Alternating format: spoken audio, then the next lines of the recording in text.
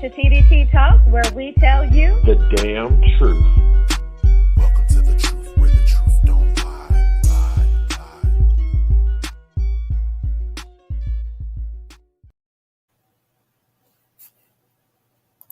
Welcome to the truth, where the truth don't lie, co-host. Hey. Happy What do, Friday. Yes, Lord, we made it, y'all. We made it. We did indeed. It has been that kind of week, okay? That part. I tell you, it's been that kind of week. Definitely. But you know what? I had a great week. I will say I had a great week. Look, y'all come on in the room while I gloat about my great week. Hey, Tiffany. Hey, My Tiff. week has been going pretty good. You know, all things considered. Yeah. Look, the highlight. Hold on, please. The highlight of my week happened today. And you know what? The week ain't over. It ain't. So just start. It can get a little better. It's time. It's got time to get a little better. But y'all, Yeah. I worked hard. I bust my behind. Years and years and years of sacrifice and hard work and dedication. Y'all, look, just give me a second, kid. All the things I gave up in my life so that I could focus and accomplish this goal. Oh my goodness. When I say the sacrifice has been real, the late nights, the eating all my feelings because I wanted to cry, scream, yell, run, quit, everything. But I could not. That was not an option. So all of that to bring me to this. Woohoo! Yes. Congrats, baby. Congrats. Can we say fully licensed? Now, I've been fully licensed since September. However, I just got this piece of paper in my hand today. So all of you who know that once you get this paper in your hand, it brought it all together. It brought it all together for me today. So I am super, super excited. This week just keeps getting better. I guess that's what I can say. This week keeps getting better. Congrats, co-host. Congrats. Yes, thank you. Carl, where are people at? I know I'm gonna need them to hop on. I done put my post down. I done notified, people may just be coming late. That is fine. Because we do be starting late, right? And they probably think we're still on CP time, but we know. Right. We're gonna get better next year. Next year we will get better. We're gonna try. Come on in the room. So look, while you over there giving praise reports, see, I can't speak too much, okay? But I'm going to tell you, y'all might as well consider me, especially, Sharon do her thing too. But consider us the men and women in Black. When I tell you I move in silence, guard against extraterrestrial haters, it's the haters for me. The naysayers, the people that say you can't make it, shall not make it. I'm here to tell you that it's possible. When you allow other people's opinion of you to define your character, that's when you truly done effed up. That's when you done effed up. You got to know your worth. And if the people you chill with, the people you in a relationship with, even down to your employers, do not know your worth. Know your worth and know what you're capable of. Because, baby, when you move in silence, the Lord will order your footsteps. That's all I'm going to say right now. Amen. Amen. Amen. And amen. And when I tell you, I am the queen, because you are the king of the moving in silence. I am the queen of moving in silence, okay? That part. Look, yes. Hey, Donna. Yes, y'all come on in the room. We are about to get into it. We got some exciting stuff to share with y'all. I cannot wait. But we're going to get into this topic. So, Carl, welcome to T.D.T Talk, everybody, where we tell you the damn Americanized truth. Yes. Americanized truth. Americanized truth. Yes. All right. Well, here it is. All right. So, y'all, tonight, we're going to talk about a topic that's near and dear to me, and I know Carl as well, because we both have children. So if you have children or you work with kids, especially if you are working with kids in the school system or any system, hey Lamont, yay! So yes, we're going to talk about this topic, and I got some opinions and some thoughts about it. But we're going to relate things back to mental health, as we always do. So if you feel triggered by anything that we say, please let us know. We do have a therapist, Miss Naisha Diggs, and we can get you in contact with her so that, and we will maintain confidentiality. All right. Yeah. Carl, let's get into it. All right. So as you all know, T.D.T, we don't do that quid pro quo. We're not those people. We're not those type of influencers. Because the one thing I know is we have to speak it into existence. And what me and Sharon do, we are influencers. We are trendsetters, and we do what needs to be done. Okay. With that being said, we needed to speak on the recent events that took place about a week ago in Michigan.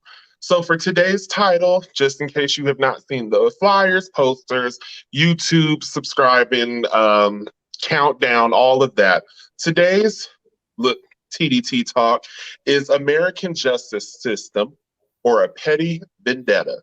Yes, Carl, let me give the disclaimers and the copyright disclaimer. So we do not own any rights to characters, video clips, music, images played in this broadcast. They belong to their owners for entertainment purposes only. No copyright infringement intended.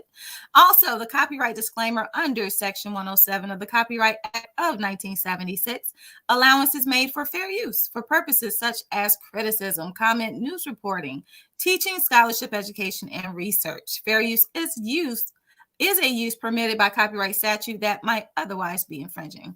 All right, let's get in it.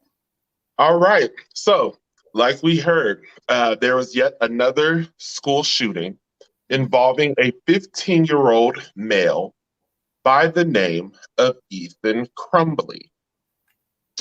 I just want that to sit in. Another one. If this don't feel like the intro to a DJ Khaled song, and another one. I know, you're right. Unfortunately. And another one. Unfortunately. And another one. So for those of y'all that don't know, on November 30th, a 15-year-old Michigan student allegedly killed 4 of his Oxford High School classmates and wounded 7 others with a handgun that his parents bought him for Christmas. 3 days later, Oakland County Prosecutor Karen D. McDonald announced that her office was charging his parents with involuntary manslaughter, a felony that is punishable by up to 15 years in prison. That's a lot. All right, Carl, let's talk about it. First of all, aren't you from Michigan? You know damn well I ain't from no Michigan. Yes, you are. Yes, you are. That is where I make you from. Here we go with these Michigan shenanigans. Okay. But Carl, let's talk about it. So why now? I really honestly feel like it's been such a trend with school violence and school shootings. And at some point, you can't just hold the assailant responsible, especially when it's a minor. So I think we've reached that point in history where we're gonna start holding other people accountable for the actions taken by a minor. I think that this case definitely warrants it. This was difficult to even hear. You know, how do you think, or does this affect policy transformation regarding accountability? What's your thoughts on that? So it's definitely going to force a policy transformation. This last incident is going to force that to happen. And once it's presented in Capitol Hill in local legislative offices, they have no choice but to change the policy, because the policy right now holds no one liable other than the assailant, the person responsible for the murder. So this, I think, because as we continue this segment, we're going to dive further into this. So as more information is revealed, it's going to show why policies are going to be forced to change. Because this story here, this was some next level stupidity for me. I know for me as a parent, there were so many parts of this that just have me puzzled still. This, what is his name? Crumbly. Ethan. This kid, Ethan, was crying out for help so many different ways. And he actually got caught several different times. Where he was writing the letter, he was drawing pictures. There was stuff on his social media that just, I mean, I know it's so in Michigan, there is no law against gifting your child a gun. Okay. That's why I be trying to make you from Michigan, because apparently they bout it up there. You can just gift your child a gun. Doesn't matter how old they are. It is legal for you to gift your child a gun. So they gift this child a gun when they got it for him on Black Friday. And they're just flaunting it and showing it off. You know, look what I got my son for, was it for Christmas or for whatever? For Christmas.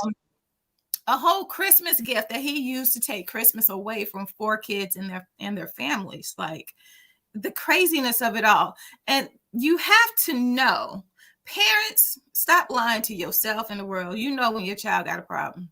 Okay. That part. It's your child. You know, you can feel in your gut when something ain't right with your child. You know, unless something just ain't right with you. That part. Don't fall too far from the tree. Right. So, you know, the part that really got me in this whole story, when I think about my kids being in school, this kid, the parents came to the school twice in a week, like I think back-to-back days. And they did not take it seriously at all. The simple fact that he drew that picture and he wrote some words on it, and then the teacher took a picture of it, thankfully. So now they know exactly what it said. But then he scribbled out key things. And I'm like, school counselor, did you read that letter? School counselor, did you look at that picture? And school counselor, somebody, nobody wanted to say, okay, stop the press right now. Let's get the police in here. Okay, let's investigate this thing. This is serious. You cannot take, that is clearly a mental health break for that kid. Those are mental health symptoms screaming, jumping off of that page. You know, homicidal ideation. I don't know if it was suicidal, but definitely homicidal ideation. Depression was screaming off that page. Anxiety was screaming off that page. Psychosis. I mean, there was so much stuff screaming off that page. And nobody, I think they allowed him 48 hours to be assessed. Now, that may be school and state law, but we got to go above these laws at this point. We have to do more rather than less as clinicians all the time. Why DSS wasn't called?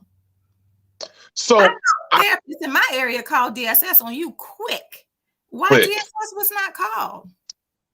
And that's something that I think will be unveiled as time goes. But I just want to mention, talk about what Lamont said. He said they don't put enough resources in place for us to deal with these issues. And I think that's a pertinent statement to be made for the fact that, let's be honest, the past 2 years has been crazy. COVID, people dying, our world was topsy-turvy.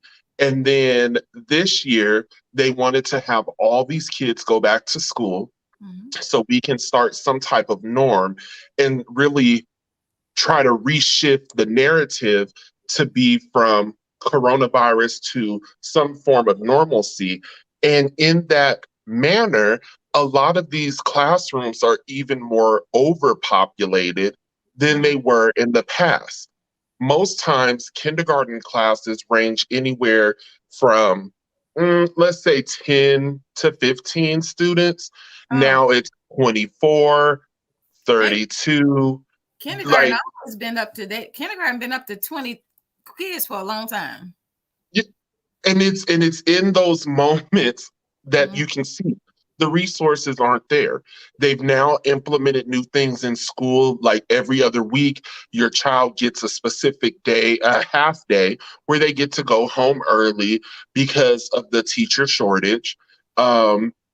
There's teachers walking out because they're overwhelmed, underpaid, and the resources are not there. But if we want to dive into it a little bit further, because you spoke about us as clinicians, but let's be honest, there is a handful of clinicians to cater to the mental health needs of over 3,000 students. True, very true. And then you have a handful of clinicians trying to see people on a regular basis who sign up for services. Then there's those, much like Ethan, who flew under the radar. Yes. No one had any idea. The teacher was like, I took a picture, I notified the office staff, my due diligence is done. Yeah. That was weight off of his or her shoulders. But lo and behold, had an extra step had been taken, that could have been a preventative cautionary tale to help save the lives of those children that were taken so abruptly. So the resources are definitely needing to be revamped in these policies. Let's be honest. Sharon, me and you busted our asses for these degrees. Your degree is a different title than my degree, but same situation, same theories, same everything. But look at how we're paid. It's not until you get into private practice or working for a company that values you as a clinician, especially a clinician of color, that you can see some form of change. But if I'm getting paid pennies on top of IOUs, at some point, you're lacking that resource. You don't want to pay us what we're worth, but you want us to do all of this stuff. Can we talk about the fact that NBA, NFL, musicians get paid more money than half of us will ever see in our whole entire lifetime? And damn, if you're married, you really still ain't gonna see it. But they get paid to entertain for a season, for a night. You can hit repeat on the track. But for those of us that are in the trenches day to day, because you got to think there was adults in these schools that have been killed. There's been adults in these schools who have been injured. But you want us to go into a school-based war zone ill-equipped. Yes. I would probably take a bullet if a brother had $25,000 extra dollars attached to my salary. I can't with you. But I'm telling you now, if I work in the school system, we have a code red, black, yellow, blue active shooter. I want you to understand that I'm leaving. I'm leaving on that first thing smoking. You got to stay and save the babies, okay? You stay and save the babies. What baby? Who's saying? The babies at the school. Yes. The hell you say? I got a baby I got to come back home to. I know. Shoot. I know. When I move, the I'm telling you, as a therapist, the first thing we gonna learn in session is when I move, you move. Just like that. So if you see my big body Buick running down the hall, don't ask no question. Just run. Because first of all, I'm not running to a meal, let alone to my car. So if you see me running, know that this is a horror movie and it's time to get gone. Yes, exactly. That part. That's all I'm saying. I'm out. But you know what? On top of your craziness. But you know what, though? It's just, I don't know. I as a parent, if I saw the letters that I can't even say anything logical for these parents, but as a parent, for me, if I saw the letter, I would immediately take my child home and we'd have to have a conversation. I'm not going to leave him there. Like, what type of parents are these? I don't want to judge them. Who's and however, these are some of the facts. The mom sent him a text message from the first time he got caught searching up ammunition on the school computer. She Mm-hmm. said, well, I'm not, are we getting to that? I don't want to misquote it. No, see, you jumping ahead. You're jumping ahead on us. All right. Well, look, let's go on and get into it because. Okay. So I want to give y'all some background because here on T.D.T. we like to teach as well. So it's been reported, y'all, that there has been 240 school shootings since April 20th, 1999, where Eric Harris and Dylan Cleobald entered Columbine High School and killed 13 people, 12 students and 1 teacher, and injuring roughly 20 more before ending their own lives. Father God. So the numbers have increased. Mm-hmm. And the fact that that was such a traumatic event in history, you would have thought at that point, because the school systems were ill prepared.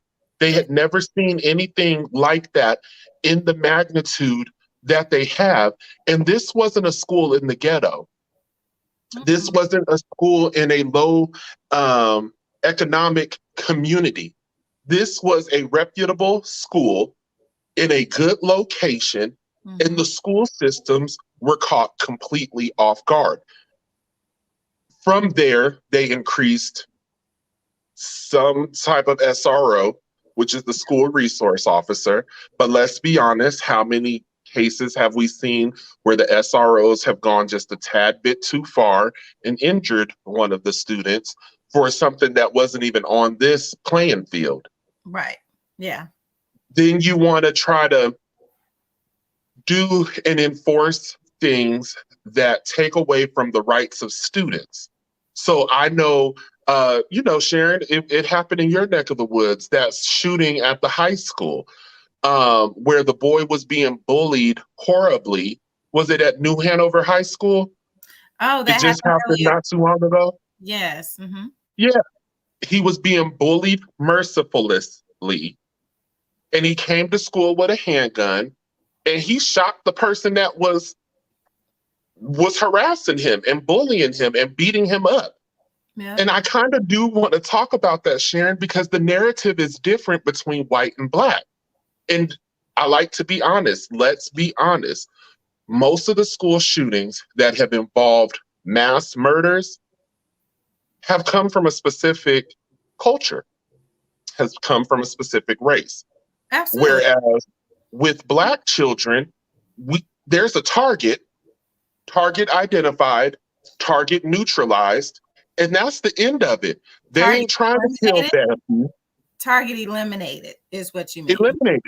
Oh, there you go. Eliminated. Yeah. They're not trying to kill Becky. They're not trying to kill the teacher that gave them an F on the paper 2 weeks ago. None of that. They have identified the person that has messed with them. And again, I'm not condoning any of that. It's wrong on all fractions, but let's look at the narrative behind it, because it's clearly a black and white issue, but nobody wants to address the situation. No one. You do. You make a good point. Because when we think about all 240 of these school shootings, there's different types of shootings involved, right?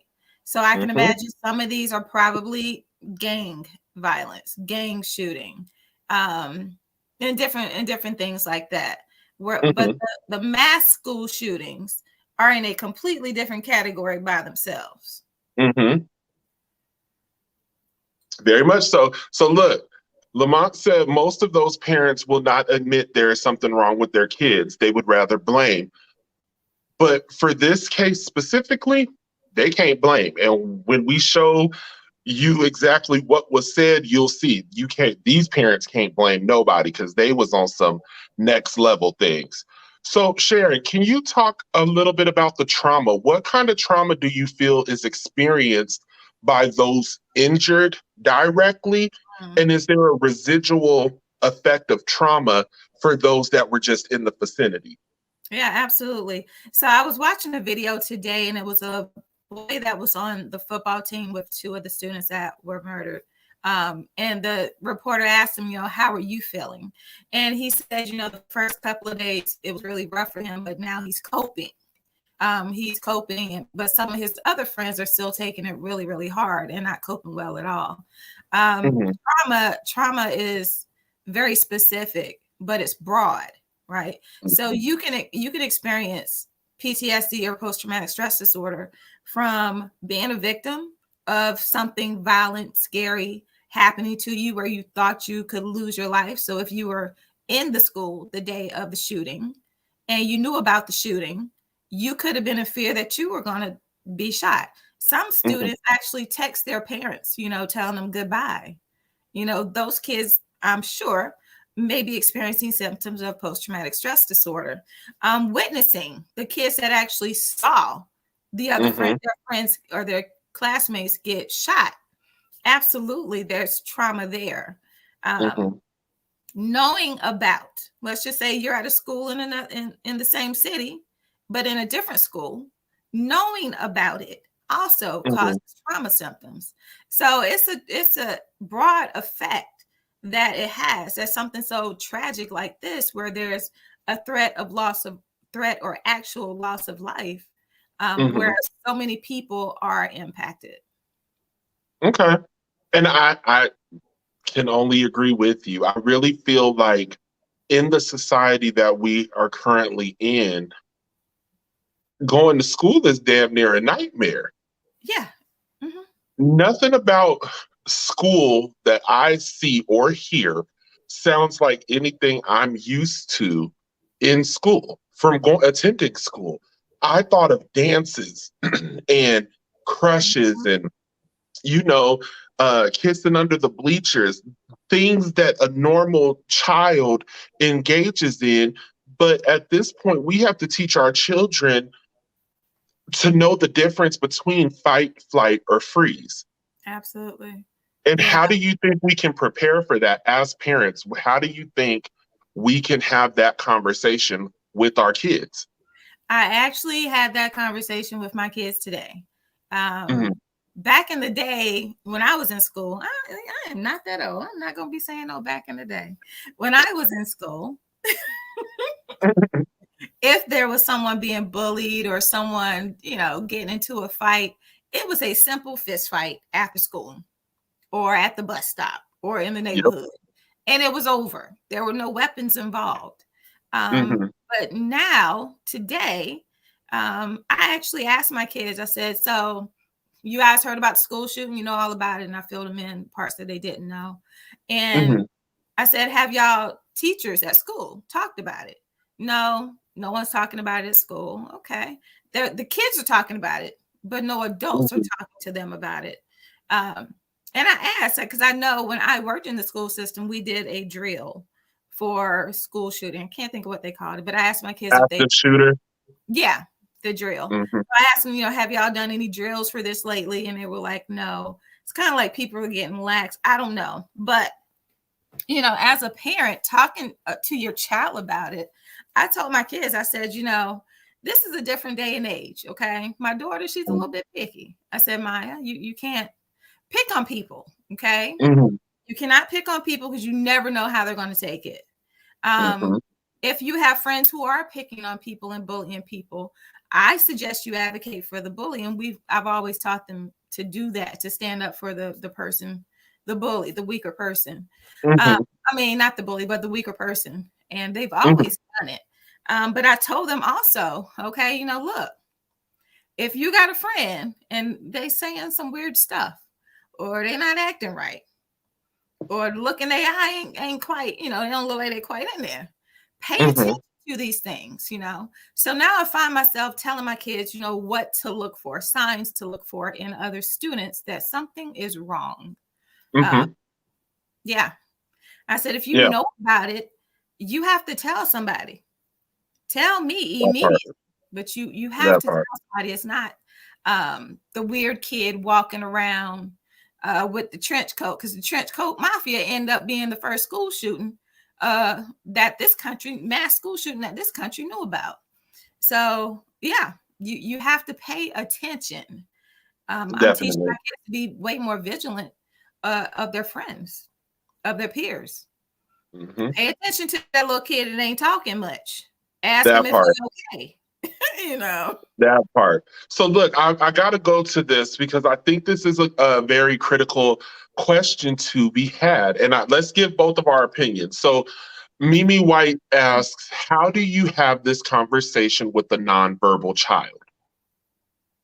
Very good question. Very good question. So nonverbal due to possibly autism or impaired hearing? Like what Let's type of nonverbal? let's go autism. Okay, so That's a spectrum in itself. I worked in the EC department. And actually we had autistic kids and I had a hearing impaired kid in the same class. And we actually had to have these conversations with them. We use pictures. So when working with autistic kids who are nonverbal, we teach them through pictures. So we use there's a ring of pictures, and literally the pictures show them, you know, what's happening and how to respond. And then you practice. So you have to do things over and over and over and over and over, and you practice with them. As far as the hearing impaired, we had an interpreter in there, and I know that's your lane, Carl, because you do the sign language. Yes. Look. Yes. Your brother is, there's levels to this, baby. I got levels. Yeah. So, you know, that's what we did. There's ABA services that they probably teach that through. But definitely in the EC department, exceptional children department, the teachers are trained to teach the children, the nonverbal kids, everything through pictures. And I do want to speak on that. We've done that. In our line of work, I've worked with children on a wide range of autism, be it the nonverbal to the high functioning. So I've had that. And the one thing that I can say, Mimi, is having that repetition. It can seem very tedious. It can be very daunting, especially when you have a child that's not, they're nonverbal. But them seeing that image, a lot of people are like, oh my God, well, I might trigger them. You're not triggering, you're teaching. Yeah. And that's the one thing that you always want to make sure that any parent out there, be vigilant on teaching your children about things and having them prepared rather than denied the opportunity to even learn. So if that situation happens to come around, they know what to do, because it literally is a fight, flight, or freeze. And for someone that's nonverbal, we all know loud noises can trigger them. Yes. A lot of movement can trigger them, but being able to have them prepared that when they see this, they go to a teacher, they go somewhere away from you don't move towards the person with the gun. It's having those conversations, and the pictures are the best thing that I can recommend for anyone who has a child that is autistic and nonverbal. Pictures is the best way. It's cognitive reconstructioning when you're teaching and you're embedding that into their psyche. It's something that they know. If I see a gun and someone does this, this is what I do. It's that repetition that helps restructure someone's cognitive. Yeah. Yeah, I remember when we actually did a drill, and I was at the high school in the exceptional children's class, and they was like, okay, this is my first time. It was like, okay, are you ready? I was like, I don't know, am I? I don't know. Am I ready for this? And so the bell goes off, right? And then you have to lock down the room, right? So you got to lock the room, and the shades come down, and the kids got to get down. But that initial loud bell to an autistic child, and we are in a room full of autistic, verbal and nonverbal kids, it was like everybody just went wild, you know? But the teachers there, and this is why our teachers are so important, because we can't do it without them. They, based on what they've been teaching the children with the pictures, you know, they get them, they, you know, let them know, hey, something's going on, and to calm down, how they're supposed to calm down, and then how they were where they're supposed to go, and how they're supposed to hide. And just to see that we had been practicing it, and to see it actually happen, and there was a couple where I was like, I don't know how this is gonna go, but they remembered it. They remembered it and they did it. And it was like, whoo, yes, yes, yes. You know, we've done this 100 times probably, you know. But they got it. They did it, you know. So yeah. It's in that repetition that can be a life-altering moment. Being able, because you have to think, we're going to talk about it some more, but I have to acknowledge this as well. Kay Breezy says, kids don't want to fight anymore. They would rather shoot or stab you instead. Fight or flight or freeze is so important to be aware of and discuss with your kids, especially in the schools and community. Definitely, because these new age kids is on a whole nother level. And back in my day, you feel bad. You want to keep cracking jokes. Meet me in the lunchroom. Meet me at the ditch behind the dugout, bruh. It's on and popping. Tell your people I got my people. I will see you there. Now, we're raising a society of velvety skin children. I want to call it what it is. That was kind. I was trying to, because this is a real sensitive subject. I was bracing myself. That was very real kind. Sensitive. I dug deep for that.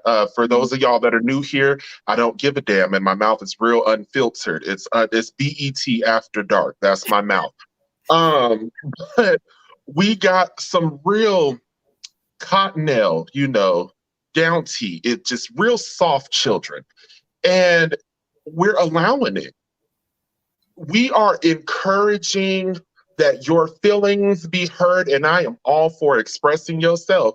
But if your child can't take a joke, or y'all engage in a joke, and then all of a sudden I hit you with a good one and you don't got to come back, and then you want to shoot me, like you should have never entered the ring with me if you weren't ready for. My tongue is Bruce Lee, baby. I'm quick with it, real quick. But you know I just feel. No, go ahead. Oh, I was going to say, we as parents, we got to do better on several. It starts at home. How many cookouts, Sharon, did you have when the cousins got to roasting?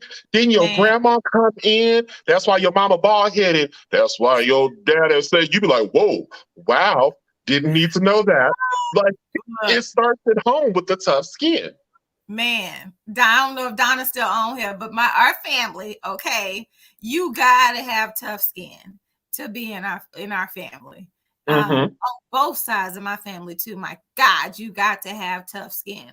I probably learned how to crack on people before I could talk. Like, you had to be able to hold your own. That part. And then what do we hear in our community? You go outside and you get in a fight, you better beat them or I'm gonna beat you. It's a thing. It's a real thing. My mama stood at the door. She stood at I will never forget Tommy Velasquez's fat ass sat on me. I was in the 4th grade. Sat on you? And he commits to wearing my face like a mitten. I couldn't. And my mama sat there and my mama's just backstory. My mama has been a drug and alcohol counselor for years. And then I just felt, after getting embarrassed in front of this girl that I thought was so fine. Michaela knew she was fine back in the day too, real fine. And I got embarrassed, like it hit my soul. And then my mom wanted to process, what did you learn? Apparently to duck and dodge just a little bit damn quicker, because that big mother lover, y'all, when I tell you he hit me so hard that I heard my breath take a breath, I said, damn, well, it's done. We're at this point, I just need to fall gracefully, because shit, it's a wrap. Like, have you ever been hit so hard that your last breath took a gasp? Like that shit shocked your breath. That is horrible. Y'all, I don't know why I try. I don't know why I try. Sharon, girl, he hit my ancestors. You can get a little bit of good advice when somebody ain't cutting up on here. Tough is mildly stating it, Donna. Yes. Tough is mildly stating it. Like, oh my goodness. But Carl, Donna said, if you lost your fight, you got your butt beat at home. Right. Yep. Okay. Yep. That was just the rule. But you know what, Carl, I'm gonna push it just a little further as far as our kids today. I know you say that they're velvety skinned and cottonelle with it, but I strongly believe that there's a generation of parents that's missing. So you don't have the parents that I have don't exist anymore. I'm way softer than my parents. But there's a whole generation in between me and my parents. There's several actually that's missing. And you know, I say it's the crack era, but we have kids who are dealing with generational trauma in their own home. So they don't have anybody to go to. They don't have anybody to take care of them. They're being beaten down at home, beaten down at school. They don't know what else to do or where else to go. So they turn to what they think they know is going to protect them, which is violence through guns. So you know, we're losing our kids because we have lost that generation of parents, and these children really truly don't have anyone. And it's really sad that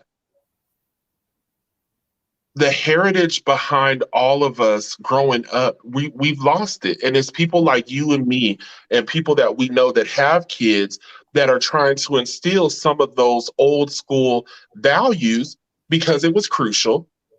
It was very crucial. I feel like I didn't turn out bad. You know, I can beat you where you stand now. But back then, you know, I was learning. I was in church, y'all. I was a Christian. Good little church. I was a Christian. I was a church boy. Sunday through Saturday, I was in church. That don't mean you couldn't get that don't mean that you got your behind whooped because you was a church boy. I know plenty of church boys that was about it. That was my first fight. I loved the Lord. That's all I did. He heard my cry because Tommy Big Ass got winded and got the hell off of me. So he heard my cry. That let me know I was close to Jesus. Amen. But the one thing that I do feel like we need to do is encourage speaking to someone. And that's something that we as a culture, as a community, we do not promote that enough. Sometimes, y'all, just being candid and being honest, sometimes you as a parent are not enough for your child. It sucks to hear this, so I'm going to say it one more time. Sometimes you as a parent is not enough for your child because at the end of the day, trauma has various faces. So for you, that having that look of disappointment on your face can be triggering for your child. Or they feel like if I talk to you, you're going to judge me. If I talk to you, I'm going to be punished. So we need to really continue to foster the importance of mental health. And I feel like if we could do that, more kids would be comfortable talking to an adult. Because that's one thing these kids don't do. They won't talk to you, but they will talk about your ass like a dog on TikTok, YouTube, Instagram, tweet, poke, lick. It's anything out there. They're going to talk about your ass quick. They will. They will. I mean, it's very important that we have a healthy relationship with our kids, but also we have a healthy relationship with our kids' friends. Sometimes we need to be that parent that's looking, you know, for not only my child, but your child and everybody else child. I know that's how me and my bestie do it. You know, we be looking out. Oh, she'd be looking out for mine. I'd be looking out for hers. It takes a village. Carl, let's talk about this, what the prosecutor's case is against the parents. Okay, can I just say this? I was watching a video today, and I don't know if that's in the information that you have here. Who's and however, when they found, so first of all, you know, the parents ran, right? So the little boy, they got him, right? Ethan. Got him. They got Ethan, took him wherever they took him. The parents skipped town the next day. How you gonna leave town and your child is in jail? Skipped. I'm not going anywhere. I'm at the jail. That's why. Okay, hold on. I want to show y'all before Sharon keep going. Let me show you what the parents look like. This is James Crumbly and Jennifer Crumbly. This is what they looked like once they were apprehended. Just wanted to show y'all. Go ahead, Sharon. Go ahead. Yeah. So them two right there, they found them in was it in some type of warehouse. So somebody let them in that warehouse, and they need to catch that somebody, because that somebody needs to be brought up on charges too, just my opinion. But also, they had stopped on the way to get $4,000 out the bank. I didn't know the ATM could get that much. Michigan is a state, okay? And then the warehouse was less than a half a mile away, or less than a mile away from the Canadian border. Oh yeah, they was about to be gone to the wind. Okay. I'm like, all of that is sketch. All of that is sketch. Very much so. So I'm gonna talk about it. I'm gonna talk about it. So look, before we move on, Lamont says we actually discussed this exact point in psychology class yesterday. We had a nice discussion. The students were on point with this combo. Yes. It needs to be had. So congrats, Lamont. I don't know exactly what you do, but congrats. I hope you continue to foster that. Lamont is one of our school teachers. I believe he's in Wake County. I do not know, but he is one of our awesome school teachers. All right, Lamont, big ups to you, because this definitely needs to continue. So Sharon, you want to get into the law real quick about what the prosecutors are going to do, or you want me to hit that? Okay, well, look, so the prosecutor's case against the shooter's parents, James and Jennifer Crumbley, relies on the legal concept of gross negligence. So under Michigan law, to prove that a person committed involuntary manslaughter, the prosecution must show that the person's gross negligence caused the death of another. So, Carl, we talk about the event that led up to the school shooting. Y'all know, I've been waiting to do this. I love when I can tap back into the law. So first, McDonald also read a post from Ethan's social media, which included a photo of a gun and the caption, "Just got my new beauty today," with heart emojis. That's one. The prosecutor said a teacher had reported Ethan for using this phone to search for ammunition online. James and Jennifer were notified by email and voicemail, but did not respond to school officials. That's where I got an issue. Because if I call your ass and tell you that little Timmy over here talking about he about to purchase some ammunition with your credit card, not in my and you don't call me back by end of school that day, CPS will be knocking on your door that evening. Thank you. Me and DSS gonna be knocking on your door asking you what you gonna do. Because you might as well consider me Adele, baby. Okay. Hello. It's me. Look, there's no reason why a child should be searching ammunition on his phone. Ammunition? That is a red flag if I ain't ever seen one. No. Now because it's my class, you searching up bullets. You must have something to put the bullets in. Okay. I need to know more. As a teacher, you in my class, I might have gave you an F on something. Okay. I might have said something slick to you because you deserved it. I don't know. But you could have came into class smelling like a left turn. Your right guard done turned left. Your secrets told it all, and I cracked the joke in front of everybody. You musty bastard. But go ahead. Something. Okay. I would have been worried for myself and my class, my students. No, I'm sorry. That's a red flag. Me and DSS want to know why you looking up ammunition. Okay. That part. But he didn't stop there. He did not. So then it's reported text messages between the suspect and his mother read, "LOL, I'm not mad at you." Jennifer told Ethan after the teacher reported him, according to the report, "You have to learn not to get caught." So they did not respond to the teacher's phone call or text, but they gave their son a heads up. And then they're going to mom's going to respond to the kid. This is the problem when you as a parent are trying to be your child's friend. Negligence. Cottonelle soft. This is exactly why your child couldn't bust a fruit in a grape fight. A grape in a fruit fight. This whole thing got me discombobulated. Couldn't bust a grape in a fruit fight because y'all, My my son, we are not friends. No. Mm. We are not compadres. I am your parent. I love you dearly. We will have fun. Mhm. Try Jesus. Don't try me. I throw hands, pans, belts, whelps. I'm not the one. I am old school. I will beat you until the popos come and tell them it's you or me. He was gonna get disciplined by me or Or get disciplined by you. And that's exactly. the one thing my mama told me.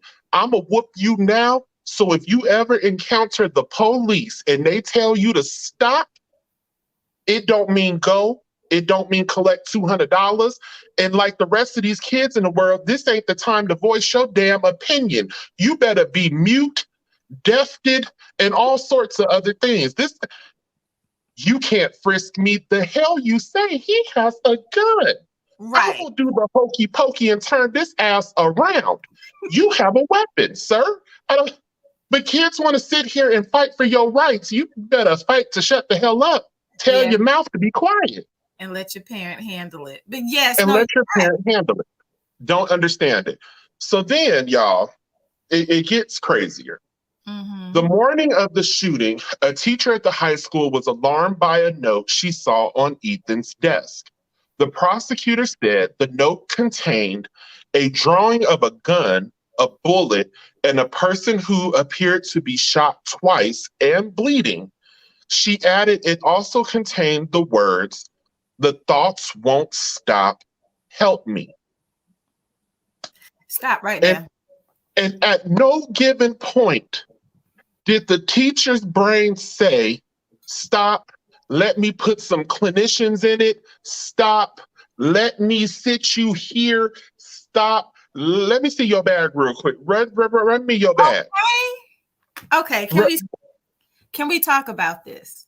Because my thoughts are, okay, teacher, and I want to hear from my teachers in the chat too, how y'all would have responded to this. My first question is this the same teacher that saw him looking up ammunition?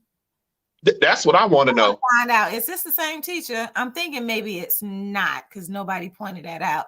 But the second incident here is even more alarming than the first. I'm thinking it's a different teacher because the second teacher, if I was the same teacher, he was looking up bullets on Tuesday and here we are Wednesday, and he done drew a picture of somebody getting shot twice plus blood saying help, and the thoughts won't stop. Oh no, me first of all, I didn't call DSS the day before. If I did not, for some reason, I'm calling DSS. I'm calling the police. Class is over. Children, I'm gonna need y'all to go to somebody else's class. Go next door. Go next door. I'm clearing the room. Okay, it's me and you right here. I'm on the walkie-talkie. I'm calling the SRO. I'm calling the 911. I'm calling the DSS. I'm calling everybody. We But Sharon, hold all on. the stops on this because that letter right there, I'm calling the school counselor because I know she inside the school, which she did. And she reported to the principal. She did what she was supposed to do. I would have done so much more. Teachers, what I want to know from y'all. We want to know, but while y'all are typing, especially Lamont, we want to hear from you. But let me stop you there, Sharon. Another issue that I see is these teachers is some punks. Now, I say that with love. That ain't sound loving at all. Mostly. I say it with love mostly. I'm going to just say this. The teachers these days are not like the teachers from back in the day. And now, it could be from lawsuits because, let's be honest, mid 2020, the 2000s, some of them kids was bucking up. And when I saw that, y'all remember Vine? Y'all remember Do It for the Vine? I ain't gonna do it. When that old teacher, the white kid, called him something and swung. And when Booker T. Washington leaned back with it and came with that right and then flipped that fool over the thing, I said, "Go ahead, Booker T." Booker T said, "I'm old school. I picked cotton at one point in my life, and this ain't it." I missed that. Man, and then, they tried to sue him. So I get it, but I really feel, and why I said these teachers ain't the same, A lot of these teachers don't even have that relationship with their with their students. No. And I'm sorry, I'm going to be that person because I am a parent, I am a clinician.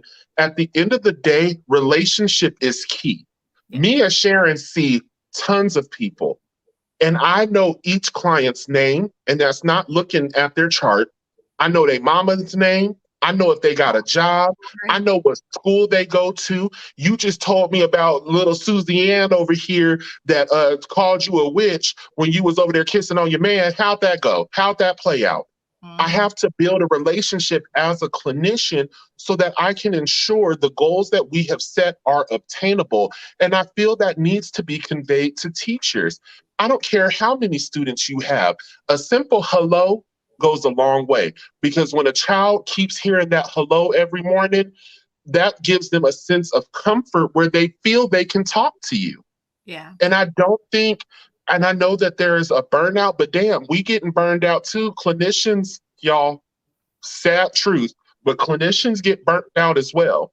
We have to carry our own lives and the lives of our clients. But you signed up for the job. You signed up for the job, therefore you have a responsibility.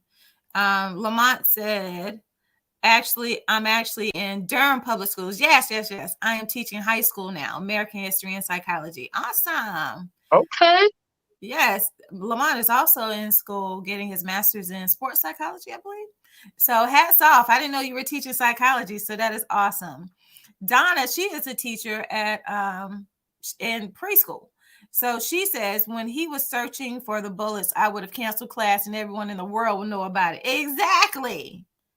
Okay. And I feel even there, it could have been tactful. All right, today we're going to play a little game. You.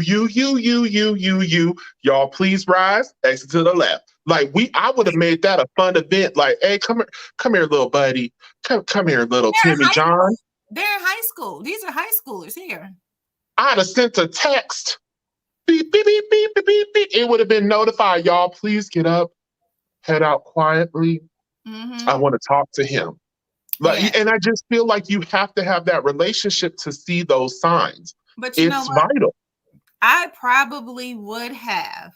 I don't know if teachers can do this, but I would have at that point given that child a hug. Like I probably would have sat down and just say, "Hey, let's talk about it." It's okay. Mind you, I done called everybody and they on their way to the class. But let's talk about it. I want to ask you what are some, but that's the clinician in me talking. I don't know about a teacher, but I probably would have said something to ask the child or to gauge, are you okay? What are you going through? Can you talk to me about it? I would have let them know that I care. When you let a person know that you care and you're not just getting them in trouble, then okay, maybe he would have thought about that one teacher that cared and maybe not carried it out. I don't know. So look, Sharon, can we get a little deeper, just a little bit, because we have talked about this, and this is what we were talking about with the American justice system or a petty vendetta. So as we know, Sharon, mass incarceration, that's what we currently live in. We live in an era of mass incarceration with rates of imprisonment that are unique in the history of the United States and set apart from other nations. So the new Jim Crow brought mass incarceration into popular consensus, and it was reported of racial disparities within the rising of U.S. prison populations, contended that the results from the laws and institutionalized designs to subjugate people of color, right? That was a lot. I just said a lot. Yeah. My question is, we have finally come to a point where two parents are going to be held accountable. For the first time. For the first time ever, they are going to get you on gross negligence, and they can prove that. We just read to y'all 4 indicators that can prove gross negligence. Yeah. So the issue that I have is, to me, this went a little bit further and beyond, because the police, they dug into this. This hit home. Was one of the students there your child? Was it your niece? Was it your nephew? Was it your godchild? Because y'all dug in real quick. Normally, because don't they say in the first 48 hours, it's hard to identify the culprit. That's on TV.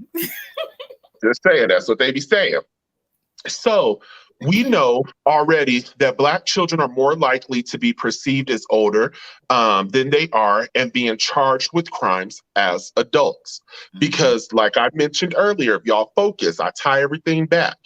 When I mentioned earlier, there was a school shooting that happened in New Hanover County, which is Wilmington, North Carolina, not that long ago. That young man who shot one person was charged as an adult. It was reported. The parents came in. Yeah, the parents came in, let them know that he was being bullied. The school ensured that they were going to do everything that they could to keep the child safe. They had just left, y'all. 30 minutes later, please come back up here. Your child just shot somebody. Now, mind you, they was just at the school. Yeah. So I say all of this because we know there's a so-called thing, the school to prison pipeline. And it is a policy that is in place that a child that gets so many ISS, it's documented. And from there, that means that you're a disruptive unit and you can no longer conduct yourself in a normal classroom setting. Mm-hmm. So typically based on fighting, truancy, all of that, they're sent to juvie. And it's a way to rehabilitate them.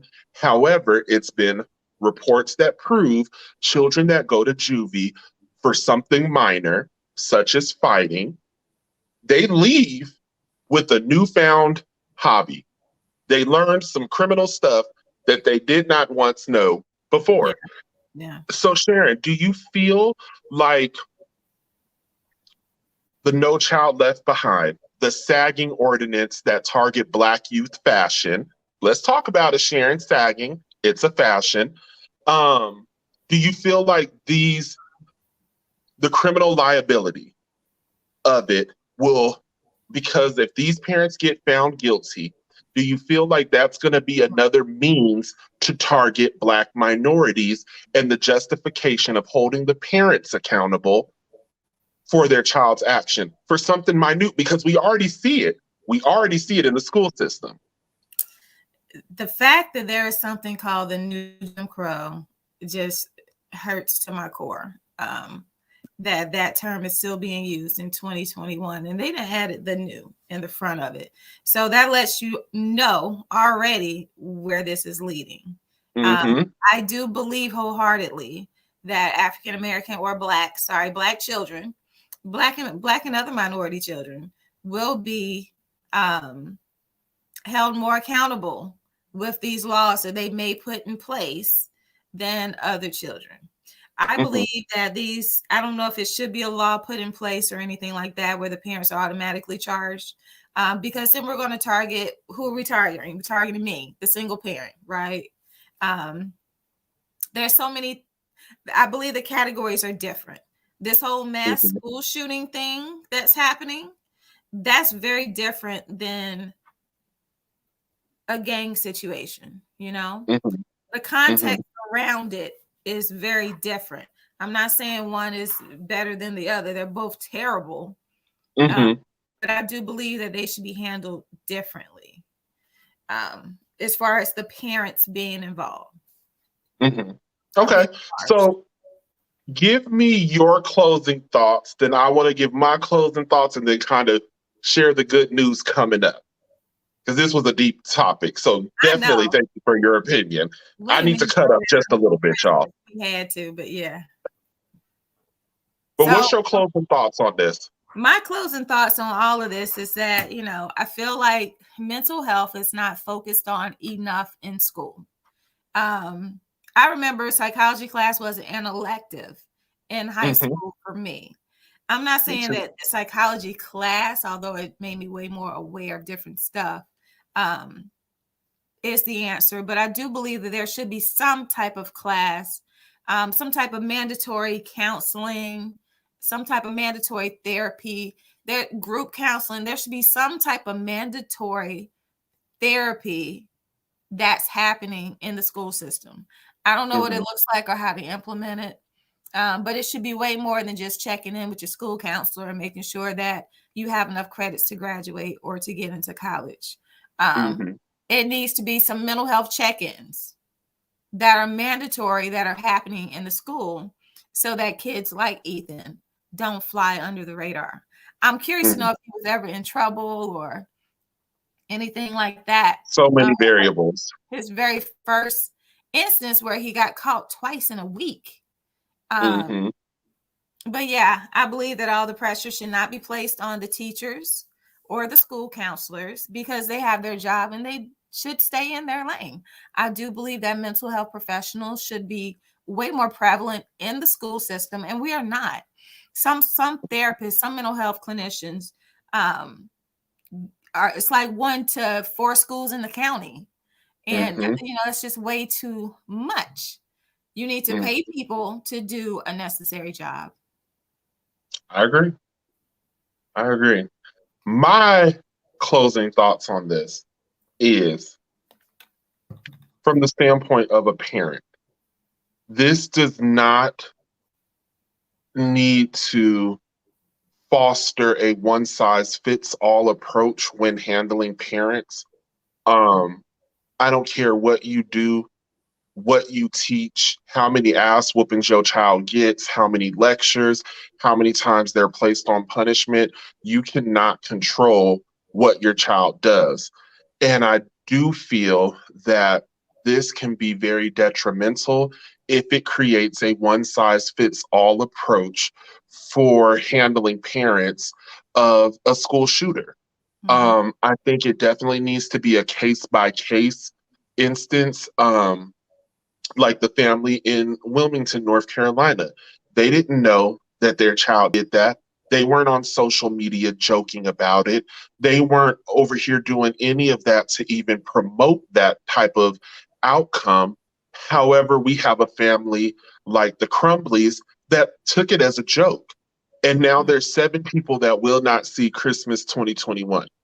There are several other kids whose joy has been eliminated because of this school shooting. So I feel that this should be a catalyst for schools to become more proactive rather than reactive.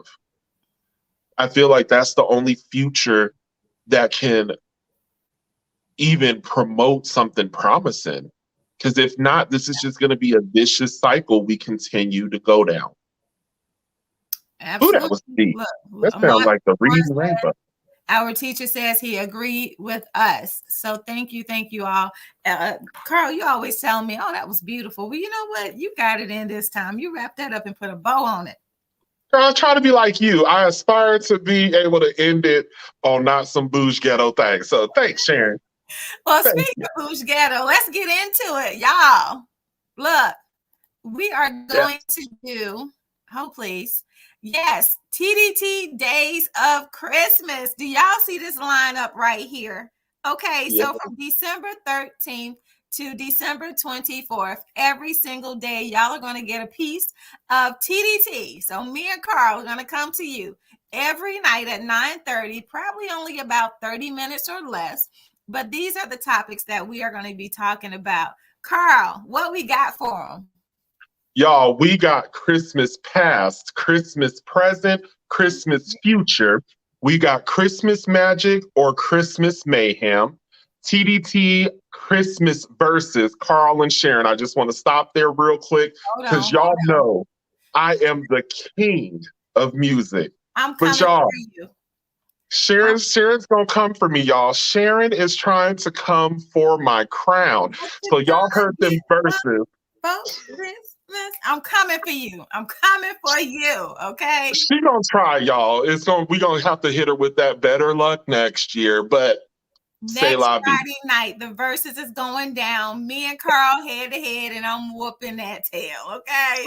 We'll see. Now look, I'm gonna put the list back. Okay, there we go. Put the list back up because I got some more for them. So the verses is gonna be lit. Cannot wait for that. Then we have, what else do we have? Hold on. I need my Christmas thing. There it is. Kwanzaa. Okay, so then we have Christmas or Kwanzaa. We have how old is too old to believe in Santa? Tell your kids the truth.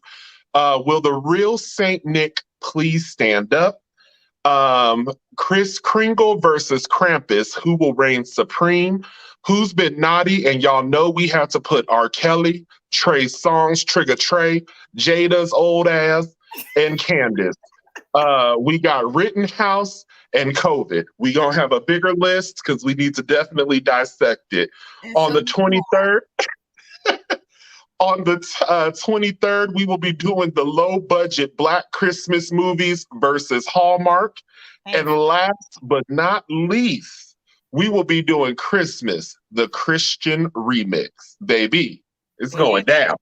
There it is. I hope y'all are ready. I am super excited to do the T.D.T. Days of Christmas.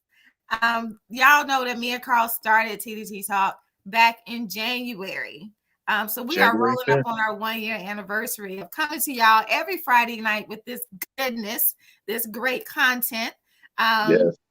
So the T.D.T. Days of Christmas, it's going to be another first. So I'm ready to get this one over so we can go on in to get the next one next year. Yes, this is going to be fun. Yes. I cannot wait. And as always, I got to do my shout outs. Hey, Vanessa, welcome. You is a little late, but baby, hit that rewind button because today's topic was definitely needed, especially for the parents in the world, the uncles, the aunties, the cousins, grandmas, whoever your title may be. Today was definitely a good conversation. Oh, Naisha. Here are people. See, she loved the list. It's y'all. Y'all, we about to get to it because you know T.D.T. We tell y'all the damn truth. Will the real Kris Kringle please stand up? Will the real Saint Nick please stand up? Krampus? Only Carl know who Krampus is, so I can't wait to hear about who is Krampus. Bruh, Krampus was the Black Santa. We gonna be honest. He was whooping that ass. You didn't deserve to be on the nice list. I ain't heard of Krampus, but we're going to talk about him. Thank you, Vanessa. Please check us out. And we want y'all to share with your friends, okay? Everybody needs some Christmas joy. We're going to be bringing the cut up because you know that's what Carl is good for.